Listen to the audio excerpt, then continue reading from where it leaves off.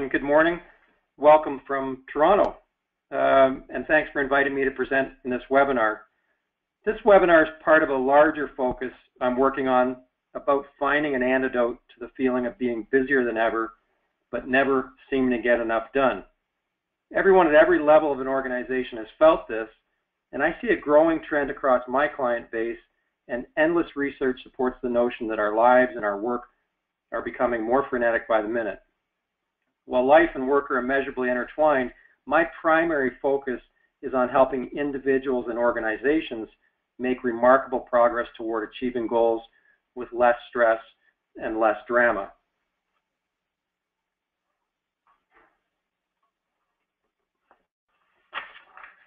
I put this slide here just to make a point that while training, speaking, and writing are important parts of my business, I spend most of my time working with clients like you. In fact, everything in this webinar has been essentially designed and refined with corporate and association clients over the past 14 years. I don't just sit around thinking about these things. I'm actually trying to put these concepts in practice with my clients, and I'm going to try to use some client examples today to drive the points home. Along that line, I want to start by sharing a brief story about one of my very best clients that illustrates the problems of being overly busy. They're a successful, I'm going to call them Acme for today's purposes. They're a successful $500 million division of a Fortune 100 company.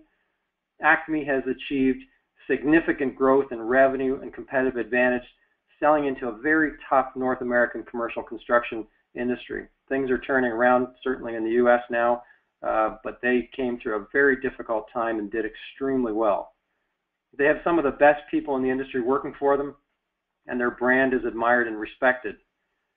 The division president's always been a believer in the power of effective process.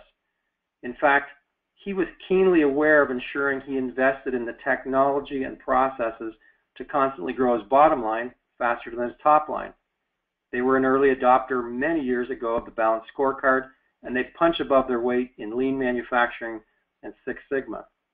All these process improvements have allowed Acme to leverage technology and grow their top line without equivalent headcount increases. Overall productivity metrics prove the results. Margins creep up, expense ratios creep down, and customers continue to get strong value. Everyone was busy at Acme. Through Kaizen small Ks, almost anyone could have an impact on how things got done. In fact, there are so many incremental process improvements, they started measuring their process improvements by the inch. I decided to include this photograph because I was walking through one of their factories one day and asked if I could take a picture. They used to measure their process improvements by 1 or 2 or 3 or 20 or 1,000 process improvements.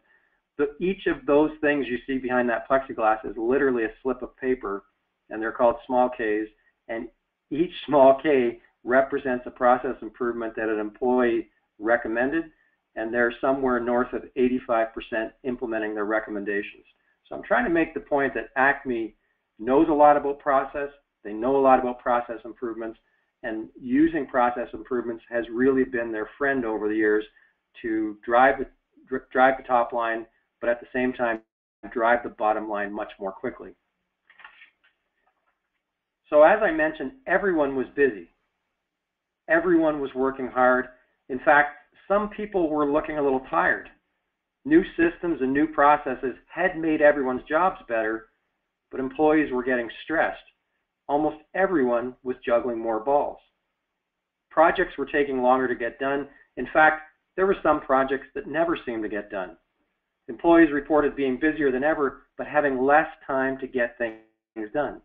Employees had been given new skills along the way and training in the new processes, but should Acme be training people to work differently and better in this much more productive and varied environment?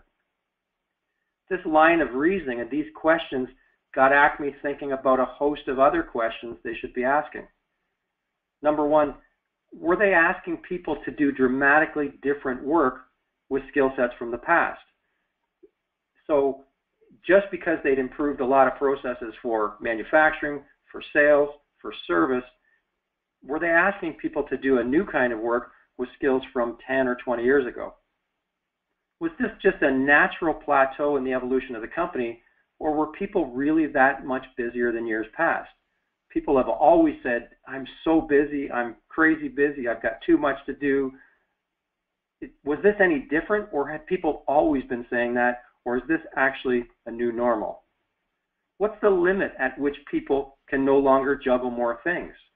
Human beings love to think that they can continually take on more, and we have shown some aptitude to do that. But are we at a breaking point? Are we at a point, and Acme really wanted to understand, were they at a point where people literally couldn't take on anything more? Was it the amount of work or the variety of work that was starting to stress people out? People have always worked hard. People have always given 100%, or most people anyway.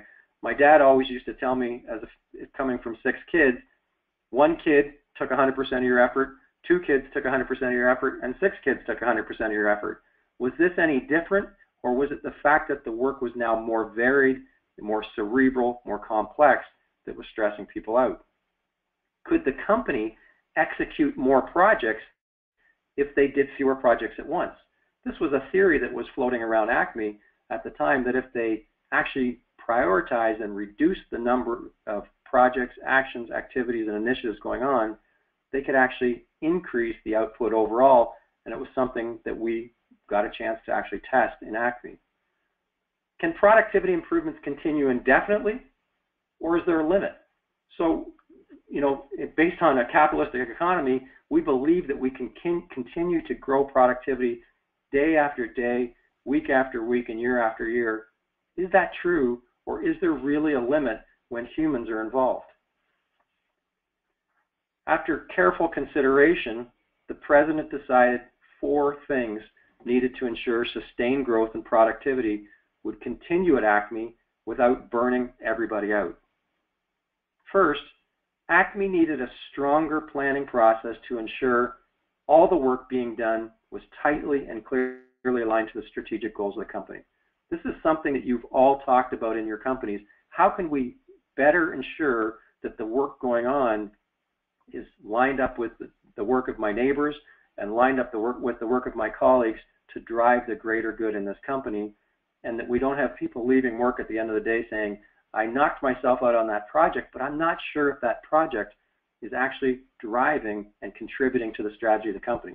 So Acme wanted to make sure that we had a better process, or they had a better process to ensure that. Number 2, they wanted to make sure employees got the tools and the skills to better describe the outcomes they were trying to achieve with new activities, new initiatives, and new projects, to not only ensure, number 1, but to confirm that there was true intent and conditions of success for all initiatives. That is, they understood that there were things that they started to do. There were projects that they initiated. There were initiatives that they initiated where there wasn't actually either real intent to finish them, or there wasn't actually real success factors put in place to make sure that they could be successful. So they were continuing to pile priorities on without this strong sense that they were actually setting themselves up for success. Number 3, they needed to face the fact that employees and the company could only juggle so many balls at once. As painful as it might be, there had to be an actual reset of priorities and a mechanism to ensure strong prioritization in the future. We all know in our companies today, we're trying to do too many things. It took Acme a long time to realize this, and I'm going to talk about it in much greater detail later, but they needed not only to prioritize, but to brutally prioritize. They needed to step back and do a reset and say, we have to stop every single thing that's not really driving our strategy and that's not actually urgent today, so that we can focus on many fewer things and do them better, faster, and with more success. And finally, they realized that if they were going to be successful in this new way of working, in this new highly productive environment, they needed a better method to break down the big long-term goals to truly imperative strategies, and then to projects, and then to personal objectives. This would help people be successful without as much stress, and it would obviously also help with number 1, number 2, and number 3. We've all heard the expression, and I'm going to go into this in greater detail later, the only way to eat an elephant is if you break it into bites, one bite at a time. Acme realized that large, complex initiatives are overwhelming to humans, and they needed a better mechanism to break those initiatives down so that humans could tackle them one chunk at a time. So I want to start by making the case that we actually are busier. Our business practices and organizational processes, as they catch up with investments in IT, we're all faced in our jobs with more cerebral, more taxing, more complex work.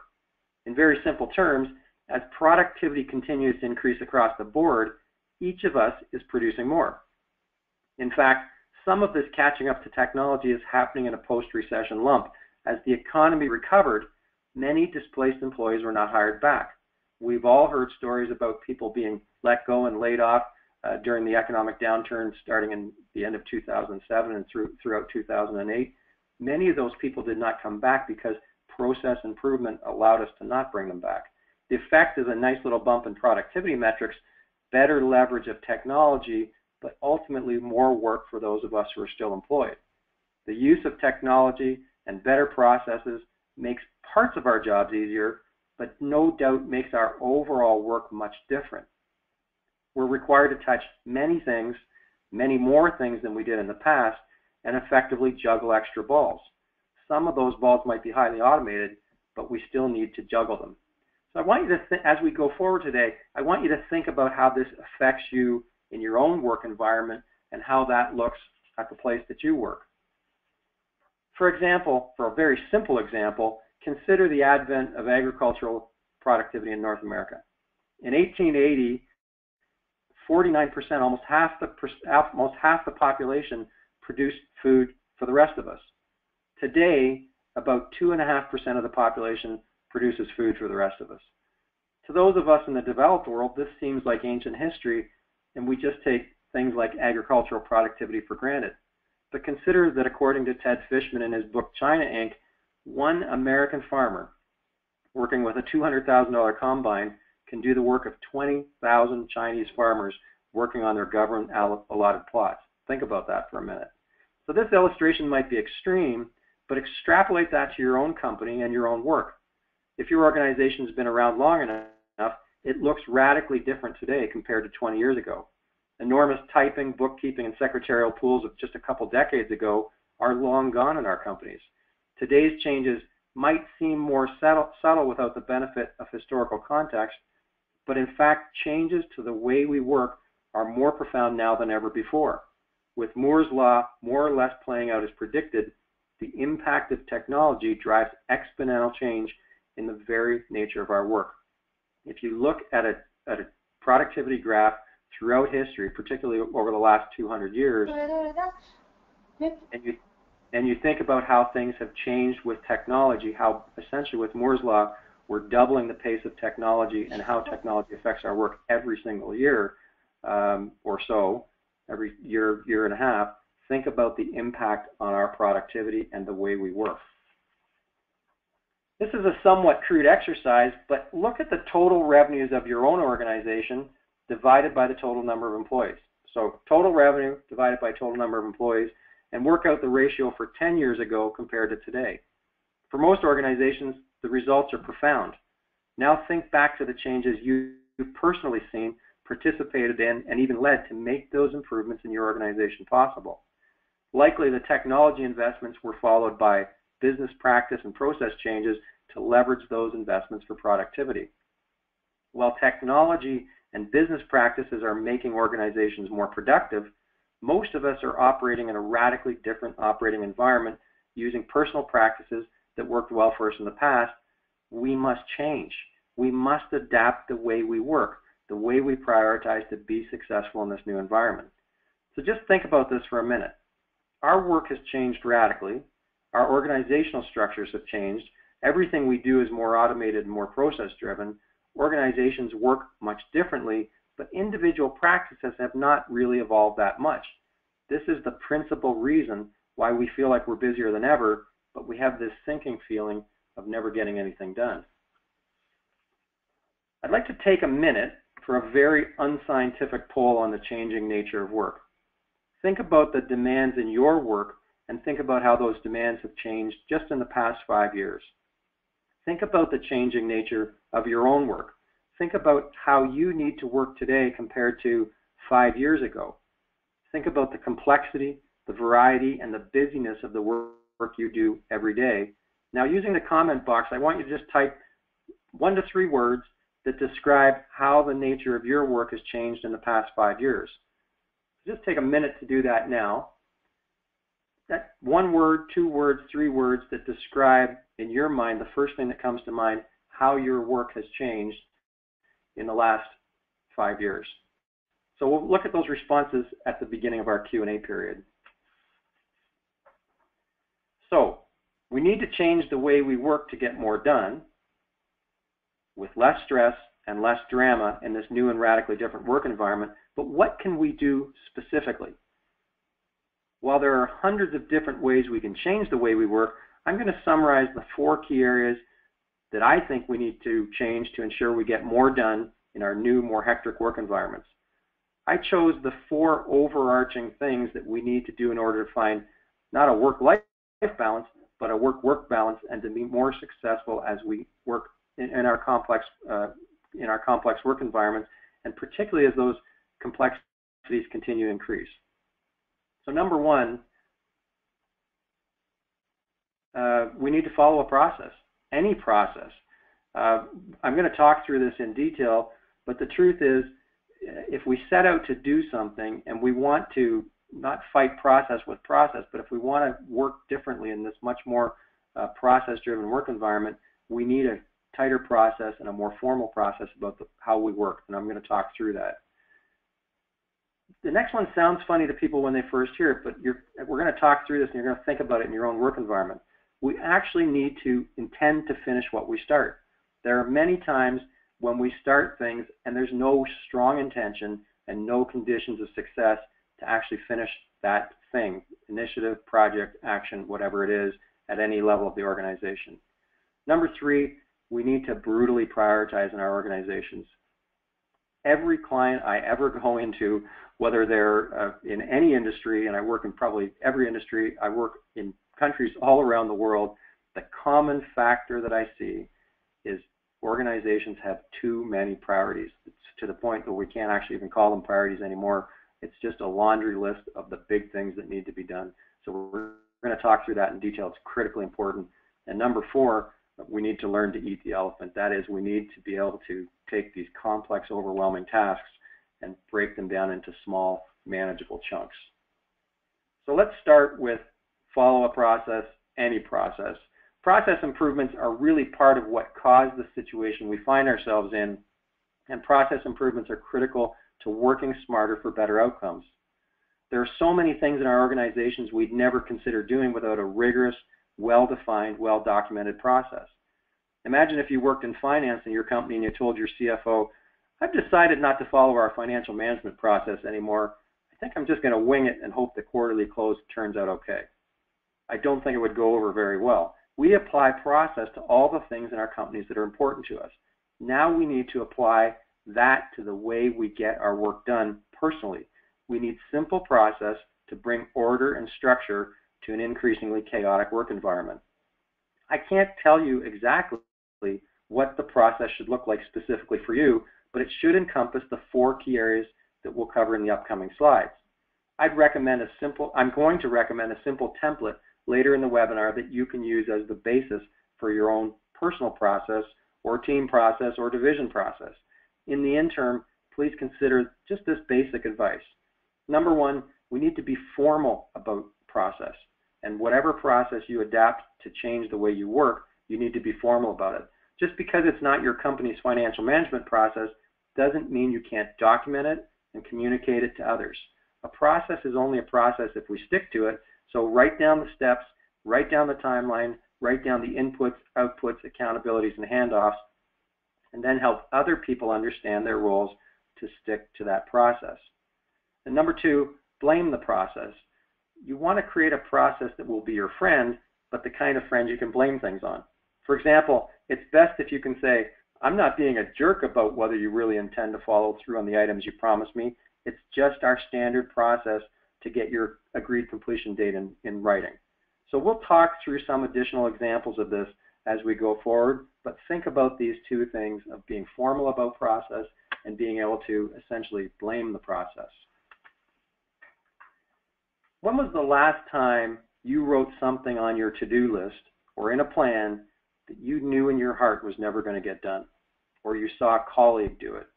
Do you ever remove actions from a list that are no longer relevant simply because they've been on the list so long? Of course, we all do that. In your company project portfolio, do any projects have start dates more than a year old?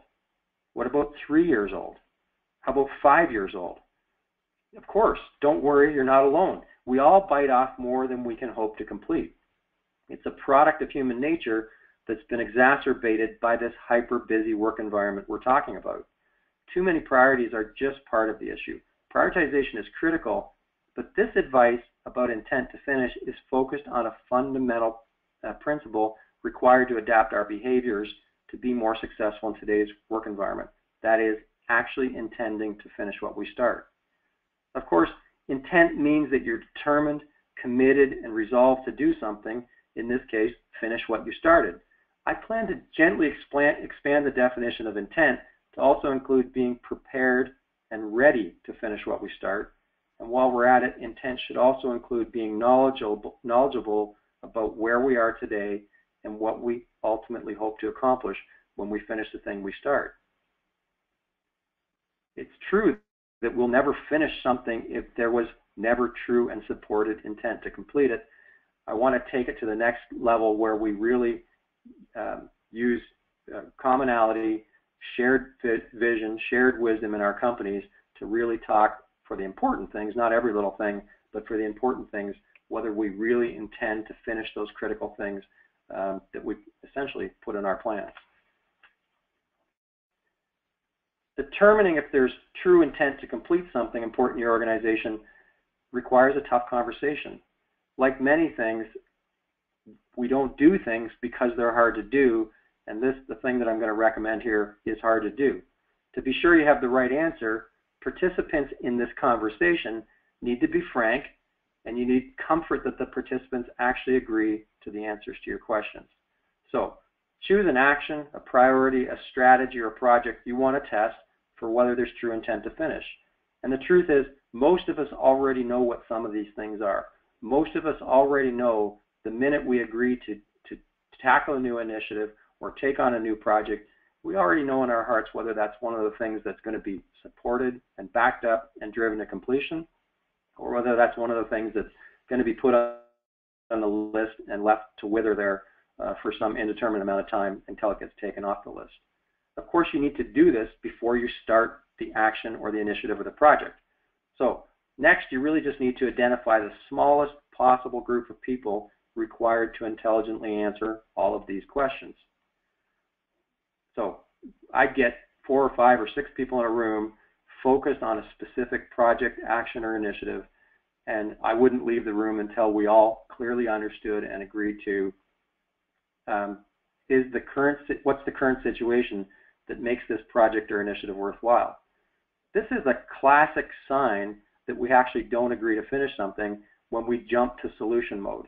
When we jump to solution mode and we don't actually, not all of us, but the critical shareholders and stakeholders in this, when this critical stakeholders don't agree to the current situation, whether we have a problem that needs to be fixed or whether we have an opportunity that needs to be leveraged, and what specifically that problem or opportunity is, this is a classic sign that we don't have either true intent to finish something, true agreement about the correct solution to get there, or the correct conditions in place to make sure that we're successful.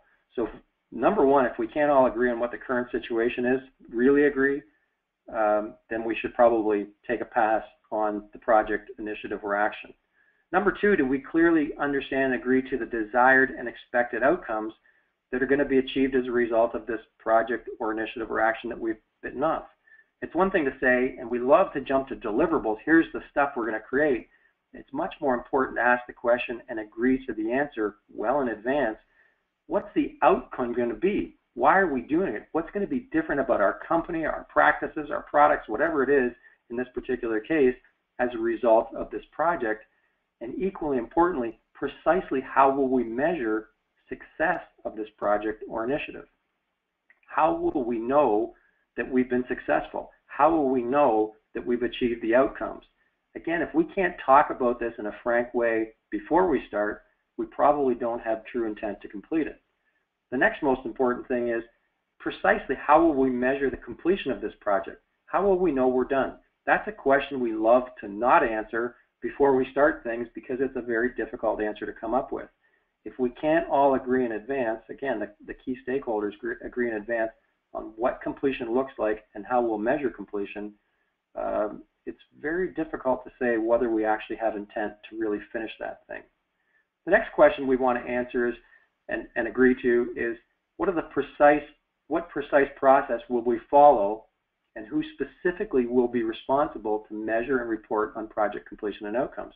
It's one thing to say we all agree to the outcomes. It's another thing to say we all agree on how we'll measure success, but do we have mechanisms in place to make sure we actually do that, to make sure that we actually follow through? It's very easy to say, here's how we'll know we're done, but if nobody's got the responsibility to make sure that happens, do we really have the intent? Do we really have the conditions of success to finish this thing that we're starting? Next question is, do we clearly understand and agree to truly ensure that at least 20% of the core project team can dedicate their time, or at least 20% of their time, to this project action or initiative? These next three questions are all interlinked, and they're really all about resourcing. In my mind, if something is very critical to a company, it's important to the strategy, it's aligned to the strategy, and I can't get the key stakeholders to tell me, and let's say that it is critical and it is aligned, and they're even willing to dedicate some of the top subject matter experts in the company, or not the top ones, but the most tightly aligned subject matter experts in the company to, let's say, lead the project, that's only the first step. If I can't look those people in the eye and get them to tell me John Smith's time, 20% of his time is going to be dedicated to this project, then we're not actually serious about the project. The next thing is, it's one thing to make that statement and say, yes, of course, John Smith will have 20% of his time dedicated to this project, but does John's operational manager actually agree to that? And does he have a process or backfill in place to make sure that that's true? Every day in my clients' organizations, I see situations where they say, yes, John Smith will have 20% of his time or 30% of his time or 40% of his time to do this project and make sure that it's successful. But everybody knows it's not true. Everybody knows that nothing was taken off that manager's plate and that he's just adding 40% more time to his plate. So something's going to give. It's either going to be his operational responsibilities or, in this case, his project responsibilities. If we mean it, we need to back it up. And the last piece of that, and to me there's three questions for the resource piece because it's one of the most serious things about whether we actually intend to finish something. It's one thing to say, yes, he can dedicate his time. It's another thing to say, yes, we have backfill in place to make sure that he can dedicate his time. But do we have a mechanism in place to make sure that the project team, not only John Smith, but the other members of the project team, actually are dedicating their time, or if they drifted off to something else? If we truly intend to finish something, if we truly intend to be successful with something, these conditions need to be in place, and we need to be able to answer these questions. The last question for me is specifically how this project compares in scope, resources, and estimated timeline to past projects. I'm always amazed that when I go into companies, they start from scratch every time trying to figure out how long a project's going to take, what the scope is going to be, how much it's going to cost, because they're scared to compare it to a project that they know was very similar in the past. And the reason they're scared is because we're looking at each other in the eye and we're saying, this project is going to take 6 months to complete, but we all know in our hearts it was very similar to Project X 3 years ago, and Project X took 2 years to complete. We need to be able to answer that question, and we need to be able to answer it honestly. I want to go back for a moment, but just going back for 1 second to the intent to finish. You can add your own questions, the things that make the most sense in your organization. But really, if you can't get participants to clearly understand and agree to all those questions, you're really lacking the intent to finish the item. My advice is don't start that item. I want to go back for a moment to the Acme example now. And of course, Acme isn't the real name of the company, but they are a real client, and they have truly conquered many of the issues I outlined in the opening. Several years ago, Acme had put many items in place to help people get more done in a new work environment, but they were slow to adapt in one critical area. They just couldn't prioritize. The situation became so dire that they needed to brutally prioritize. That is, they needed to face the reality that the number of major projects that they had on their list was never going to be completed, and just having those projects on their list was stressing out managers and employees. They asked for my help. I had to speak with people in every corner of the organization, but I was finally able to complete a fairly accurate project list. In the end, we had a list of 325 major projects. Many of the projects had start dates more than 5 years old. Many projects did not have an assigned project manager or project sponsor. Most had not had real activity, honestly, in a long time. And as you can imagine, almost none of them would have passed the litmus test of whether they actually intended to finish them and had the conditions in place for success. The president of the division supported a plan to brutally prioritize the project list. So with over 50 managers in a room, yes, 50, we put all 325 projects on the wall, kind of like that little drawing that I've got there, and basically ranked them by strategic fit one at a time. As you can imagine, it was emotional. I heard people say things like, no, that project doesn't support our strategy at all, but it's a really nice project. We need to understand human nature means that employees and managers often tie their personal worth to the number of projects on their list. This makes prioritization very difficult, and it's one of the key reasons we generally avoid real and meaningful, in this case, brutal prioritization. By the end of the day, we agreed to a prioritized project portfolio of just 60 projects. But even that turned out to be too many. Within a year, Acme had determined that its ideal number of projects is about 25. That's right, they went from 325 to 25 projects within 1 year. The result was like a collective weight being lifted off the shoulders of every manager in the organization. Even if a project hadn't been actively managed in 6 months, it still weighed on the managers who were responsible. With only 25 major projects, all the stopping and starting and resource shuffling essentially had stopped. Everyone now knows the true priorities all the time. The end result? By focusing on 25 projects at one time instead of 325 projects, Acme actually completes more projects. That's right. They now do many less at a time, but they have much greater project output than they did a few short years ago. Projects now mostly complete on time and on budget. They're not perfect. The side benefit is that the time, resources, and management attention of the organization are truly aligned to the strategy. Overall, however, the real and lasting benefit is that everyone gets more done with less stress and less drama. Now I want to talk about this concept of eating the elephant. We've all heard the expression, the only way to eat an elephant is one bite at a time. And Mark Twain said, the secret of getting ahead is getting started. The secret of getting started is breaking your complex, overwhelming tasks into small, manageable tasks and then starting on the first one. I couldn't agree with him more. The key point is that big, complex actions do seem overwhelming until we break them down into something manageable, measurable, and achievable. Of course, back to my earlier points about following a process, you need to determine the best process for eating your elephant and then stick to it. To help through this, I'd like to introduce a simple template to help you not only break down your tasks, but also give you a simple process, an intention to finish, and an ability to brutally prioritize. After the webinar, you'll be able to find a blank copy of this template on my community of practice on the MILE website. This truly is as simple as it gets. I'd rather have a simple plan that you actually use to help you move your business forward than something that's complex that gets filled in once and never gets looked at again. You decide if you want to use this for your company, your division, your region, your team, or even just for yourself. For this example, let's say we've created this plan for a region. This actually happens to be mine. You can see at the top it says the planning group. And this is literally the one I printed out on Monday. The top sections set out the vision and strategic imperatives, in this case, in this example, of the region. This is the what of the strategy. So that's the top two sections that are outlined in red. The bottom section set out the how. So you'll see that a practical vision is not a typical vision. It's more practical, measurable, and pragmatic. A practical vision doesn't need to be fancy or perfect. It just needs to set out the goals that everyone, in this case in the region, can get behind.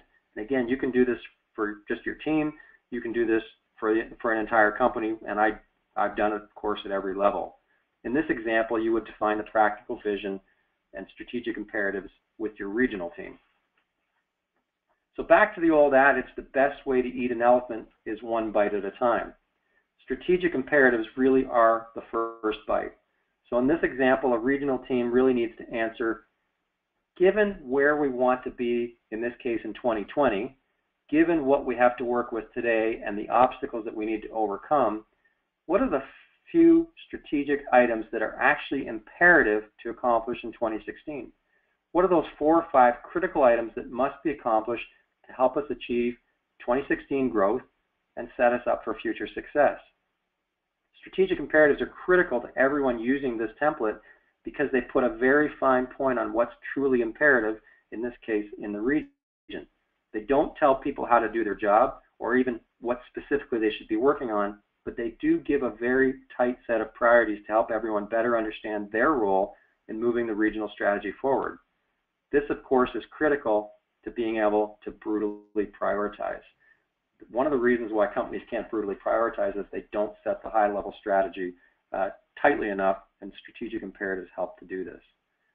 These are the sections that could get completed on an ongoing basis. So don't try and force fit your personal objectives and actions to sound like a good fit with the regional strategy. Just ask yourself, what's my part in achieving those regional priorities? The 90-day objectives are each individual team member's part of the strategy. So typically, you're going to see the top 2 sections for, again, for a region or a division or an entire company, and the bottom 2 sections are personal. So the 90-day objectives, these generally don't include the day-to-day business of keeping the lights on. We'll talk about those activities in the section below.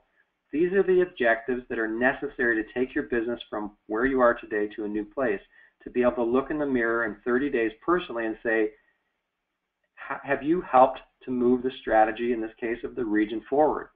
What do I absolutely need to accomplish? And again, you can see there's 10 boxes there, but most of us, we can never bite off more than 3 or 4 serious things in a month to actually contribute to our part of the strategy. So when you start to plan, it's exciting and it's tempting to get started on everything right away. This is something that I see in almost all my clients. But what are the true priorities just for the next 30 days, and what can be put off a bit later? Many things are important. Think about what's both important and urgent.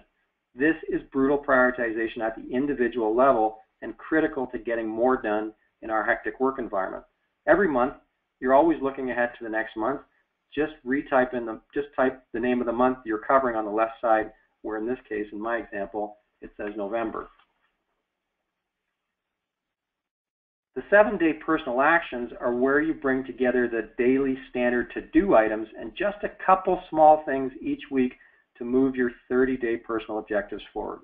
So this is finally where you combine all the stuff that you have to do every week and just 2 or 3 small things in my personal actions to help move my personal objectives forward, which of course are helping moving the strategic imperatives forward. So it's very simple, but this is where the true magic of this process really starts to happen. All companies and individuals find it hard to balance all the things that need to be done day to day with sustained strategy execution. Now, this won't force you to find that balance, but it will help you think about what you want to accomplish each week and the best way of balancing the day-to-day with the equally important items that are actually required to execute your strategy and take your business to the next level. The action section should be updated at the beginning of every week.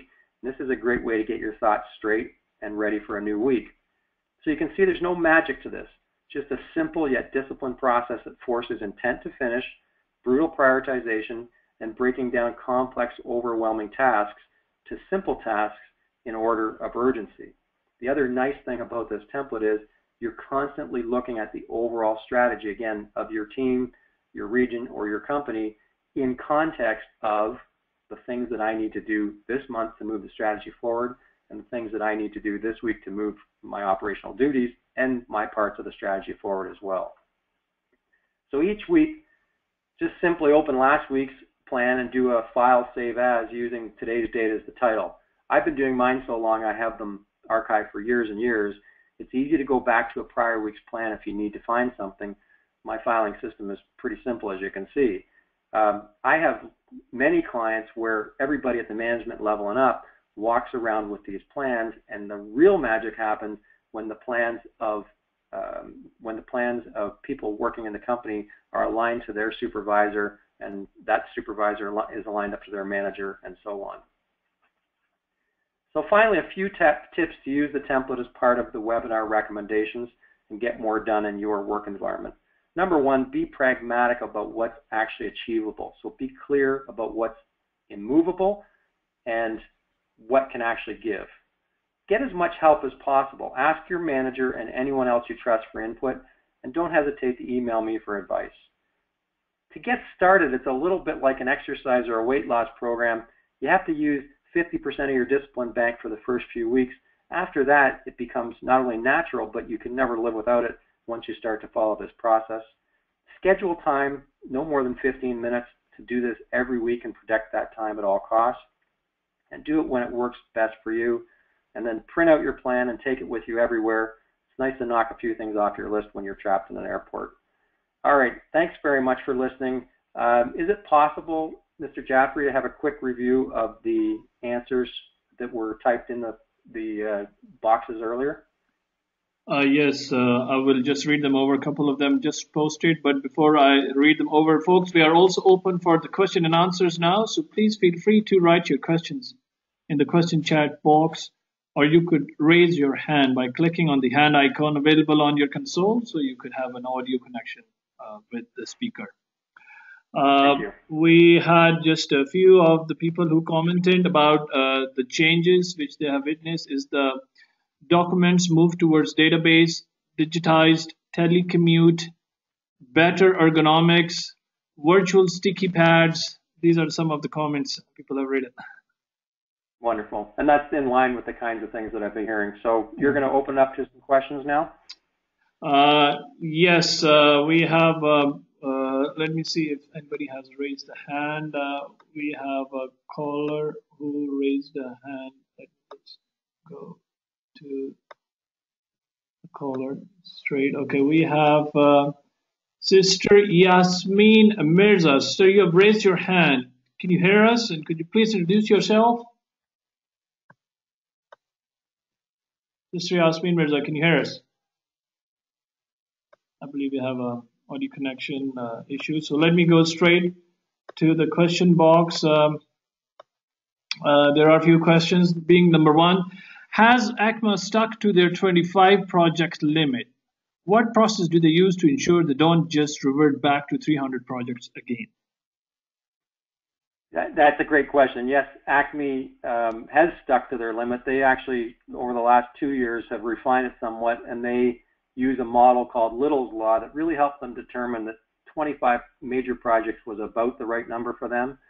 So as an integrated part of their planning process, they instituted a small group of managers. They call it their project portfolio optimization group.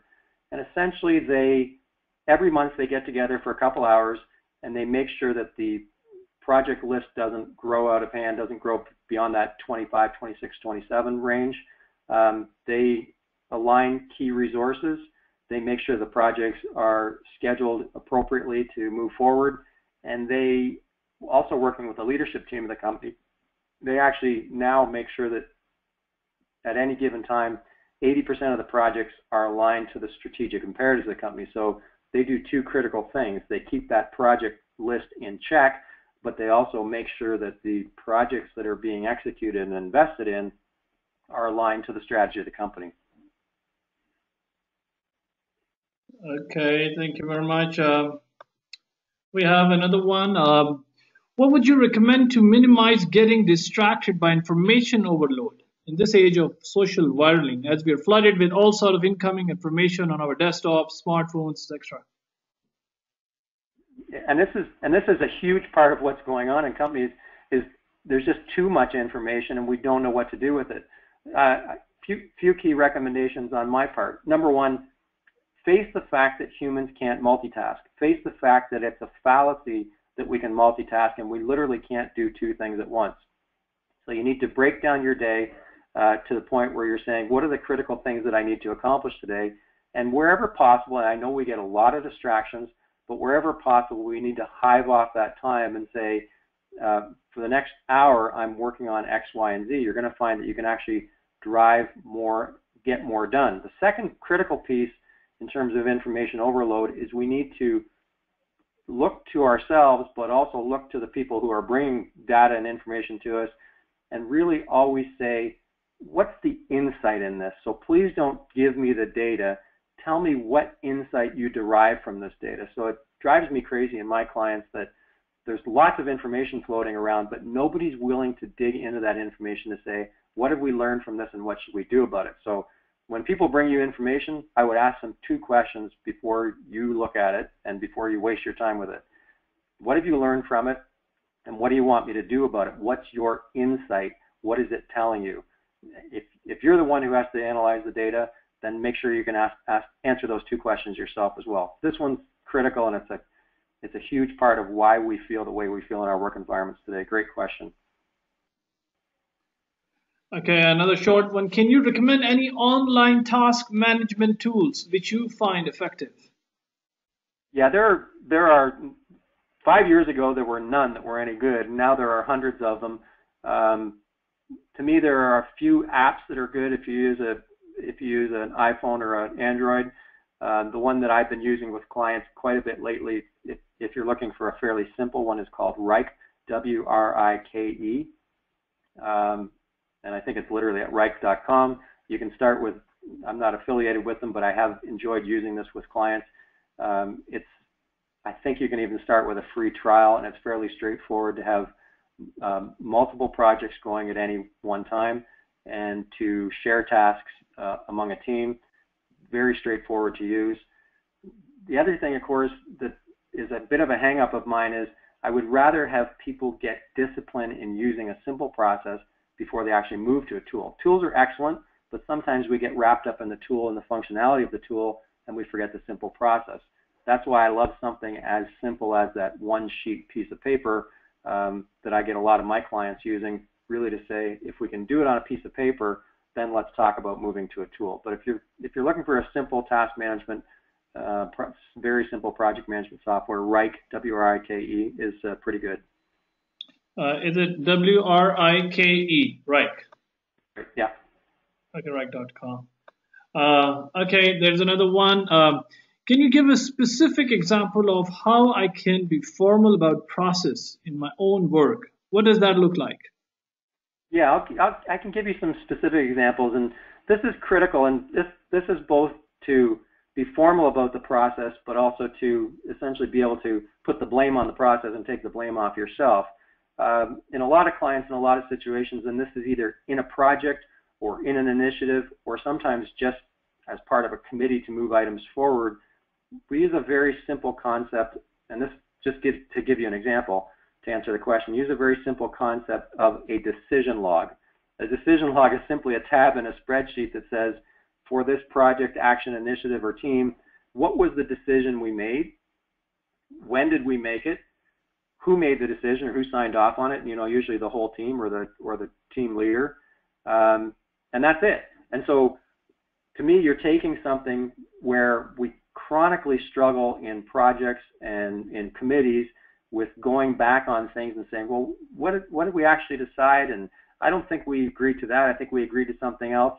We now formalize that just a little bit by a couple steps. Number one, everybody knows on the team that we're going to have a decision log. And once we've made a decision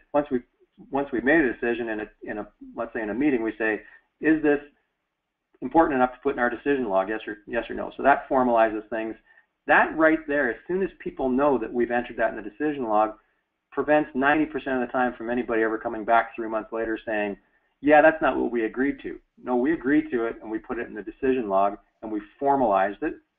Number two, if I was, say, a project manager, I would ask that question in the meeting, I'd put it in the decision log, and then when I got back to my desk, I would take a screenshot of the decision log and I would send it out to the team and say, just to confirm, we all decided on the following, A, B, C, that are going to, and this is our decision, so we won't go back on it.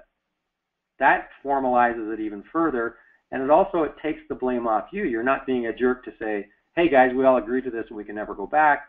You're just saying we have a process, and part of our process is a decision log, and part of that is we make the decisions, we enter the decisions, and we review the decisions, and so you can still go back on them, but again, that's a way of formalizing, as an example, just a very small piece of process that any of us can do personally.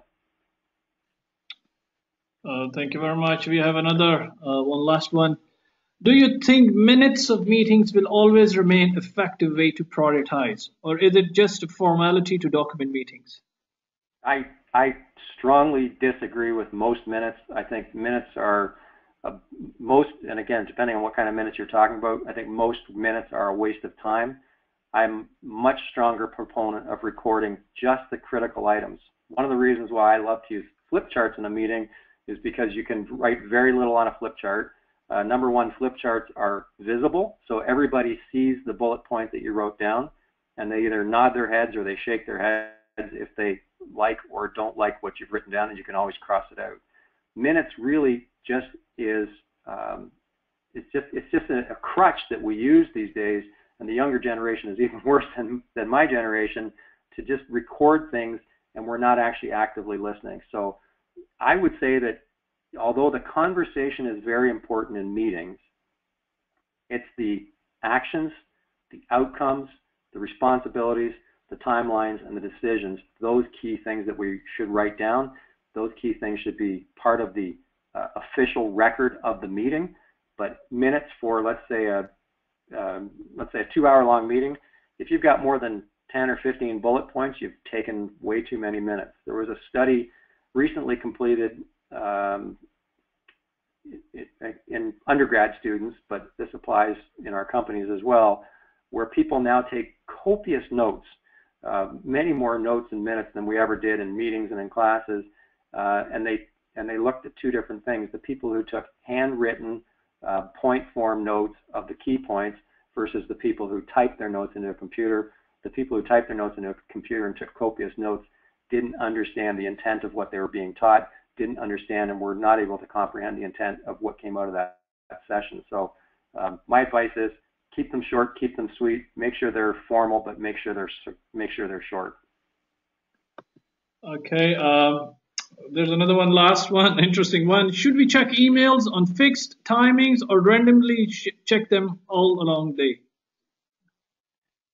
I have a strong, as you probably learned from me, I have a strong opinion about everything. My strong opinion is, unless you have a culture that dictates otherwise, check your emails at a fixed time. Set aside a certain amount of time to check those emails, because we can't multitask. We're just not good at it, and the critical part of that is that once we get deep in some work where we're actually creating some real work output, we've got actually real strong insight about solving a problem or moving a piece of strategy forward. Email, it's not the email itself, it's the distraction of the email.